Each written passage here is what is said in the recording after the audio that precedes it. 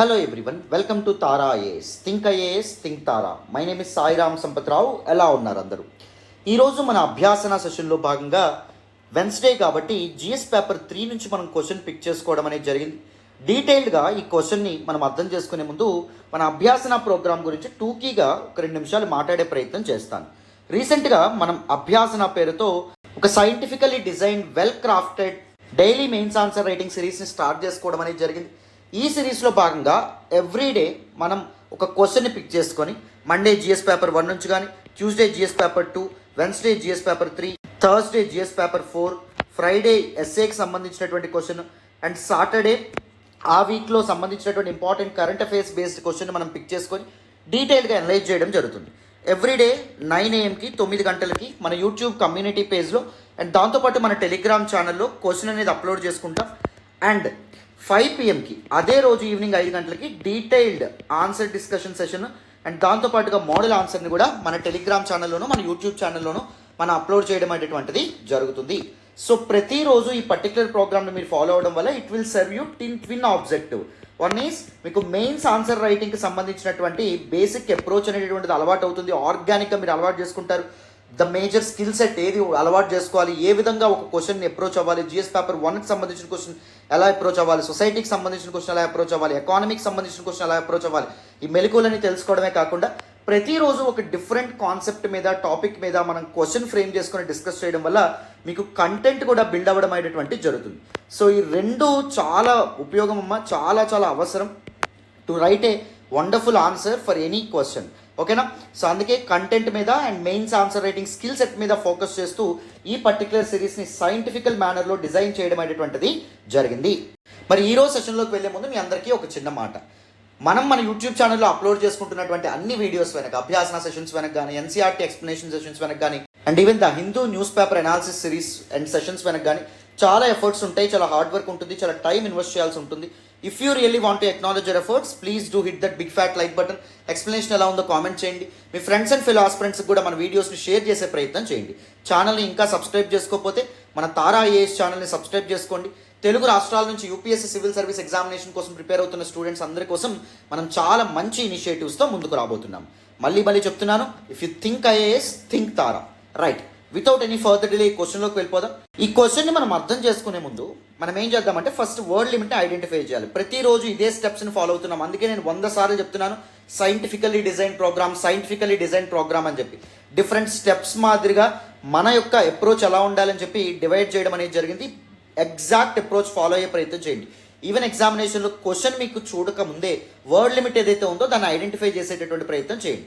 Word limit చూడగానే మీరు మెంటల్గా ఫిక్స్ అయిపోవాలి ఎంత సమయంలో ఆన్సర్ అనేటువంటిది రాయాలి అని చెప్పి. 6 to 7 minutesలో 150 వర్డ్స్ క్వశ్చన్ కాబట్టి 6 to 7 minutesలో మీ ఆన్సర్ అనేది ఉండాలి. 250 వర్డ్స్ క్వశ్చన్ అయితే 9 to 11 minutesలో మీ ఆన్సర్ అనేటువంటిది రాయాలి. మరి 150 వర్డ్స్ క్వశ్చన్ని ఎన్ని పేజెస్లో రాయాలి? 1.5 పేజ్ టు 2 పేజెస్లో మీ ఆన్సర్ ఏదైతే ఉందో దాన్ని స్ట్రక్చర్ చేసుకోవాలి. గుర్తుపెట్టుకోండి. సరే, ఇంకొద్దిగా దాటి వెళ్ళకూడదా అంటే that should depend on your confidence on the focus area of this particular question. The central idea or focus area of the question ఏదైతే ఉందో దాని మీద ఆధారపడి ఉంటుంది. మీ ప్రిపరేషన్ టైంలో ఈ టాపిక్ మీద ఎంతవరకు మీరు ప్రిపేర్ అయ్యారు అండ్ దాంతోపాటు ఎంత అవగాహన మీకు ఉండడం అనేది జరిగింది అండ్ ఆ టాపిక్ సంబంధించిన రిలవెంట్ డేటా కానీ ఇవన్నీ ఎంత ప్రిపేర్డ్గా మీరు ఉన్నారు వాటన్నింటికి సంబంధించి ఇలాంటి వేరియస్ ఆస్పెక్ట్స్ మీద డిపెండ్ అవుతుందమ్మా. ఓకేనా?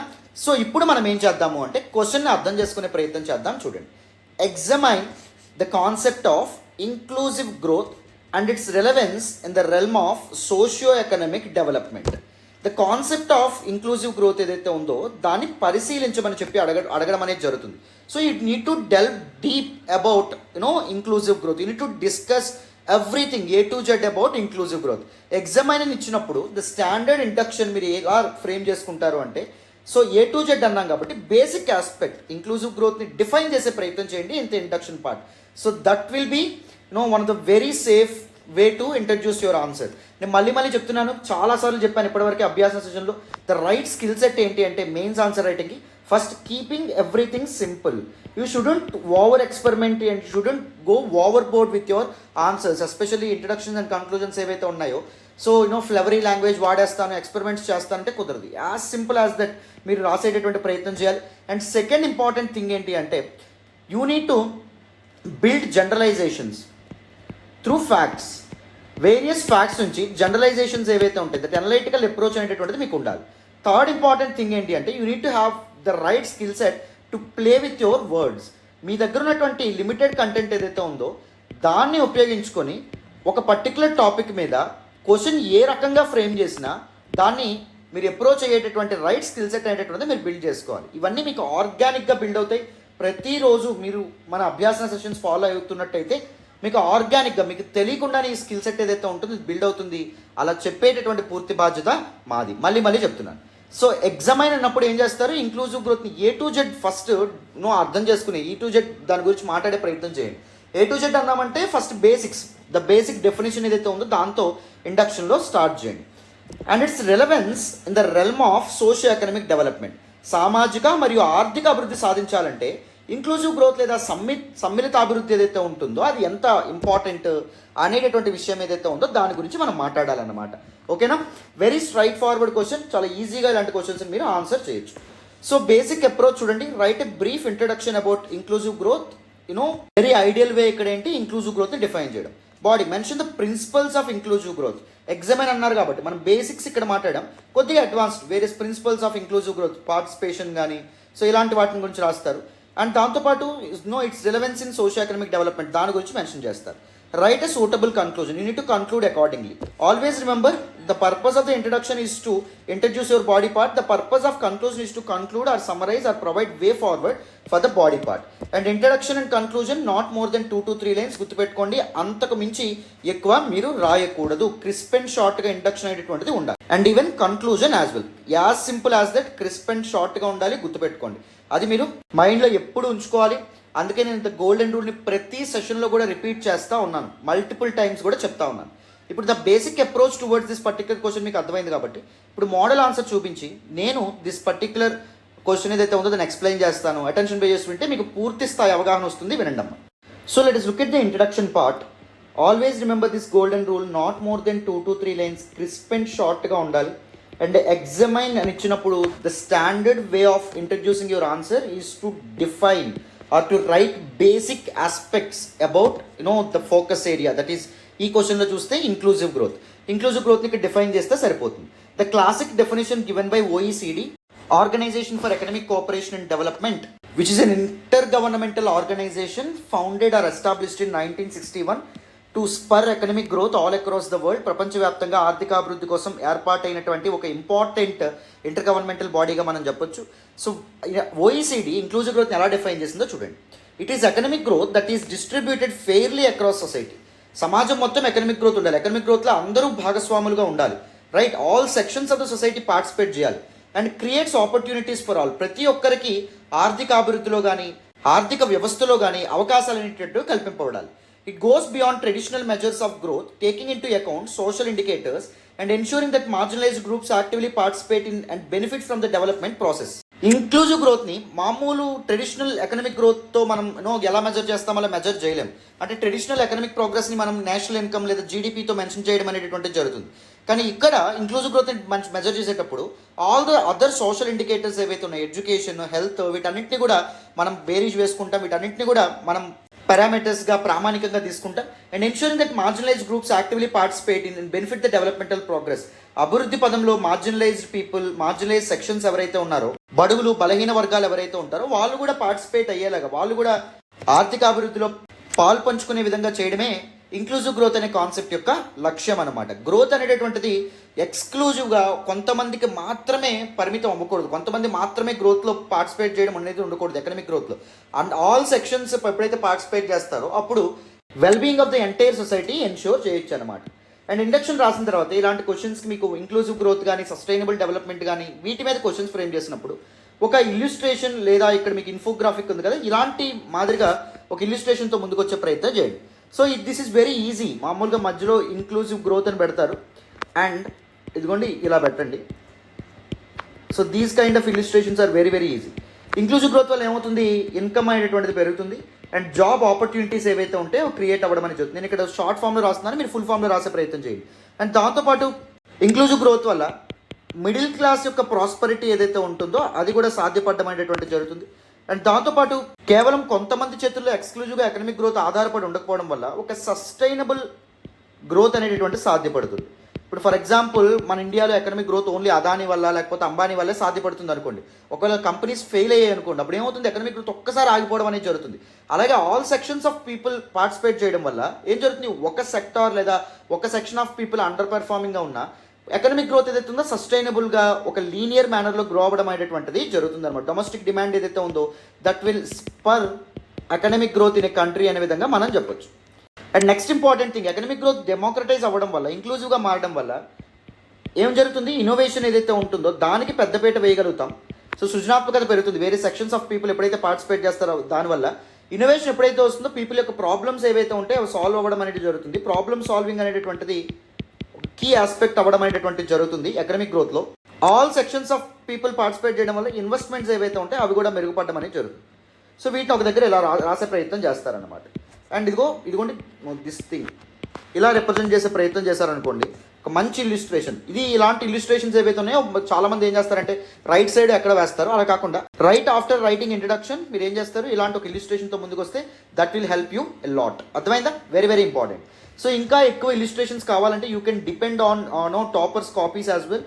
సో వేరే టాపర్స్ కాపీస్ చూస్తే మీకు ఇలాంటి ఇల్లుస్ట్రేషన్స్ ఎలా వేయొచ్చు, ఫ్లో చార్ట్స్ ఎలా వేయొచ్చు, వాటి మీద కూడా మీకు అవగాహన అనేటువంటిది పెరుగుతుంది. బట్ ఆఫ్ కోర్స్ నేను ఒక సెపరేట్ సెషన్ కూడా చేస్తాను on the skill of coming up with illustrations in your answers, how to use illustrations in your answers. ఒక ఎక్కువ కంటెంట్ని త్రూ ఇల్లుస్ట్రేషన్స్ ద్వారా ఎంత ఎఫెక్టివ్గా మీరు ఆన్సర్లో రిప్రజెంట్ చేయొచ్చు, వాటన్నింటి గురించి కూడా నేను ఒకసారి ఒక సెషన్ సెపరేట్గా తీసుకుంటాను. ఓకేనా? Right. So now let us look at the body part. Body part ఏదైతే ఉందో that should focus on the demand of the question. Inclusive గ్రోత్ని ఎగ్జామైన్ చేయమన్నారు కాబట్టి the basic concept of inclusive గ్రోత్ని మనం ఇండక్షన్లో మాట్లాడాం. ఇప్పుడు ప్రిన్సిపల్స్ ఆఫ్ ఇంక్లూజివ్ గ్రోత్ గురించి ఇక్కడ మనం మాట్లాడదాం. Inclusive growth ensures participation from all the sections of the society, ensuring that all people can contribute to benefit from economic activity regardless of their income, gender, ethnicity, disability or location. దాన్ని ensure చేయడం అనేది జరుగుతుంది.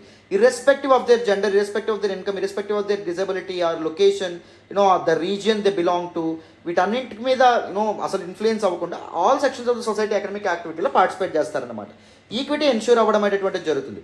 ఎప్పుడైతే opportunities అనేటటువంటి అందరికీ చేరుతాయో inequalities అనేటువంటి తగ్గుతాయి. Income inequalities, wealth inequalities, opportunities inequalities అనేవి తగ్గుతాయి. సోషల్ మొబిలిటీ అనేటటువంటిది సాధ్యపడడం అనేటువంటిది జరుగుతుంది. Social mobility means moving from one strata to the other. For example ఒక పూర్ పీపుల్ ఉన్నారనుకోండి, ఇక్కడ రిచ్ పీపుల్ ఉన్నారనుకోండి, మధ్యలో మిడిల్ క్లాస్ ఉన్నారనుకోండి. ఒక పూర్ పర్సన్కి ఈక్వల్ ఆపర్చునిటీస్, రిచ్ పీపుల్కి అండ్ మిడిల్ క్లాస్ వాళ్ళకి ఈక్వల్ ఆపర్చునిటీస్ వచ్చినట్టే వచ్చాయనుకోండి, అదే అవకాశాలు వచ్చాయనుకోండి.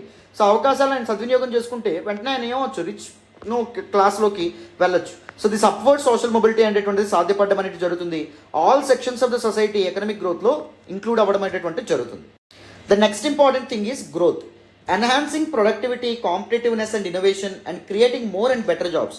ప్రొడక్టివిటీ విపరీతంగా పెరగడం అనేది జరుగుతుంది. కాంపిటేటివ్నెస్ పెరుగుతుంది. కేవలం ఎక్స్క్లూజివ్గా కొంతమంది మాత్రమే లేకుండా అందరూ ఉండడం వల్ల ఒకరితో ఒకరు కాంపిటేటివ్గా ఫాలో అవ్వడం అనేది జరుగుతుంది. రైట్. సో ఒకరితో ఒకరు పోటీ పడడం అనేది జరుగుతుంది. ఒకరితో ఒకరు పోటీ పడడం వల్ల కామన్ పీపుల్ ఎవరైతే ఉంటారో వాళ్ళ యొక్క out of the pocket expenditure తగ్గడం అనేది జరుగుతుంది. ఫర్ ఎగ్జాంపుల్ ఢిల్లీలో ఇన్స్టిట్యూషన్స్ 2 lakhs ఆఫర్ చేసాయి అనుకోండి, అదే క్వాలిటీని మన ఇన్స్టిట్యూట్లో మనం 1 lakh కానీ 80,000 కానీ మనం ఆఫర్ చేసామనుకోండి, యూపీఎస్సీ క్లాస్ ఆఫర్ చేసామనుకోండి, దానివల్ల ఎవరు బెనిఫిట్ పొందుతారు? తప్పకుండా స్టూడెంట్ కమ్యూనిటీ బెనిఫిట్ పొందడం అనేటువంటిది జరుగుతుంది. అవునా? సో మోర్ జాబ్స్ అనేటటువంటివి క్రియేట్ అవుతాయి. మోర్ జాబ్స్ క్రియేట్ అవ్వడం వల్ల మనీ సప్లై పెరగడం అనేది జరుగుతుంది. మనీ సప్లై పెరగడం వల్ల డిమాండ్ అనేటటువంటిది పెరుగుతుంది. Demand is lifeline for any economy. మీ అందరికీ తెలిసినటువంటి విషయమే. డిమాండ్ ఎప్పుడైతే ఉంటుందో ఎకనామిక్ గ్రోత్ కూడా అంతే ఫాస్ట్గా ర్యాపిడ్గా ఉండడం అనేది జరుగుతుంది. సస్టైనబిలిటీని ఇన్షూర్ చేయొచ్చు. Balancing economic, social and environmental objectives and preserving natural resources, ecosystems for future generations. కేవలం కొంతమంది చేతుల్లో మొనోపోలీ ఉందనుకోండి, న్యాచురల్ రిసోర్సెస్ని వీటన్నింటినీ వాళ్ళు ఏం చేస్తారు? తప్పకుండా ఎక్స్ప్లాయిట్ చేస్తారు. All sections of the society participate చేయడం వల్ల న్యాచురల్ రిసోర్సెస్ ఏవైతే ఉంటాయో వాటి ఎక్స్ప్లాయిటేషన్ తగ్గడం అనేది జరుగుతుంది. And economic, social and environmental objectives అన్ని విధాలుగా అన్ని లక్ష్యాలు ఏవైతే ఉంటాయో వాటిని అధిగమించగలదు ఒక nation. Stability, maintaining macro economic stability, physical responsibility and resilience to shocks and crisis. ఇందాకే మనం మాట్లాడుకున్నాం. సో ఫర్ ఎగ్జాంపుల్ మన దేశం యొక్క ఆర్థిక వ్యవస్థ కానీ ఆర్థిక అభివృద్ధి కేవలం కొంతమంది చేతుల మీద డిపెండ్ అయింది అనుకోండి, వాళ్ళు ఒకవేళ ఫెయిల్ అయితే ఇన్ కేస్ మన ఎకనామిక్ గ్రోత్ ఏదైతే ఉందో స్టాగ్నెంట్ అయిపోతుంది. ఎకనామిక్ గ్రోత్ ఏదైతే ఉందో ఒకసారి పడిపోయే అవకాశం కూడా ఉంటుంది, డిక్లైన్ అయ్యే అవకాశం కూడా ఉంటుంది. అది కాకుండా all sections of the people participate చేయడం వల్ల ఏం జరుగుతుంది? ఎకనామిక్ స్టెబిలిటీ అండ్ సస్టైనబిలిటీని మనం ఎన్షూర్ చేయొచ్చు. These are some basic principles associated with inclusive గ్రోత్గా మనం చెప్తాం. And significance in socio economic development. సామాజిక ఆర్థిక అభివృద్ధి అనేటటువంటిది సస్టైన్ అవ్వాలి అంటే, అది ముందుకు వెళ్ళాలంటే చాలా ఇంపార్టెంట్ ఇంక్లూజివ్ గ్రోత్ అని చెప్పి మనం అర్థం చేసుకోవచ్చు. పోవర్టీ రిడక్షన్ అండ్ ప్రాస్పరిటీ షేరింగ్లో కూడా చాలా ఉపయోగపడడం అనేది వెల్త్ డిస్ట్రిబ్యూషన్లో ఇంక్లూజివ్ గ్రోత్ చాలా ఉపయోగపడుతుంది. Inclusive growth offers A more sustainable and equitable pathway to poverty reduction, పేదరికం తగ్గుతుంది. Compare to trickle down approaches. Trickle down approach is a theory that is based on tax benefits and other benefits providing to corporates and and దాంతో పాటు rich people. So అలా కాకుండా అందరికీ ఎప్పుడైతే మనం opportunities కల్పిస్తామో, అందరికీ మనం బెనిఫిట్స్ అనేటువంటి ప్రొవైడ్ చేస్తామో త్రూ ఇంక్లూజివ్ గ్రోత్, అది చాలా ఉపయోగపడడం. పేదరికం తగ్గుతుంది అండ్ ప్రాబ్లమ్ సాల్వింగ్ అనేటువంటిది కూడా ర్యాపిడ్గా ముందుకెళ్ళడం అనేది జరుగుతుంది. బై క్రియేటింగ్ డీసెంట్ జాబ్స్ పెరుగుతాయి అండ్ సోషల్ మొబిలిటీ ఎన్ష్యూర్ అవ్వడం అనేది జరుగుతుంది. హ్యూమన్ డెవలప్మెంట్లో, దట్ ఈస్ ఎడ్యుకేషన్, హెల్త్, ఇలాంటి సెక్టర్స్లో ఇన్వెస్ట్మెంట్ అనేది పెట్టచ్చు.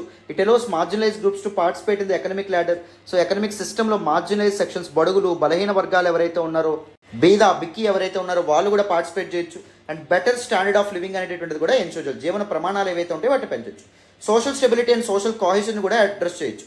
ఇన్ఈక్వాలిటీస్ ఎప్పుడైతే తగ్గుతాయో అప్పుడు సొసైటీ స్టేబుల్గా ఉంటుంది, లా అండ్ ఆర్డర్ అనేటువంటిది స్టేబుల్గా ఉంటుంది. ఎందుకంటే పొట్ట మాటిన వాడే తిరుగుబాటు చేయడం అనేటువంటిది జరుగుతుంది, అవునా కదా? కడుపు కాలిన వాడే తిరుగుబాటు చేస్తాడు. ఎప్పుడైతే మనం అందరికీ ఈక్వల్ ఆపర్చునిటీస్ కల్పిస్తున్నామో, అందరికీ మనం గ్రోత్లో పార్టిసిపేట్ చేసేటువంటి అవకాశాలు అనేటువంటివి కల్పించడం అనేది జరుగుతుందో, దానివల్ల సోషల్ కోహెషన్, సోషల్ టెన్షన్స్ అనేటువంటి తగ్గుతాయి. It will foster a sense of fairness. అందరికీ అభివృద్ధి జరుగుతుంది, ఒకరి మీద ఒకరు ప్రేమను పెంచుకుంటారు. అండ్ దాంతోపాటు సోషల్ కోహెషన్ ఎన్షూర్ చేయొచ్చు, రైట్? సోషల్ స్టెబిలిటీని ఎన్షూర్ చేయొచ్చు.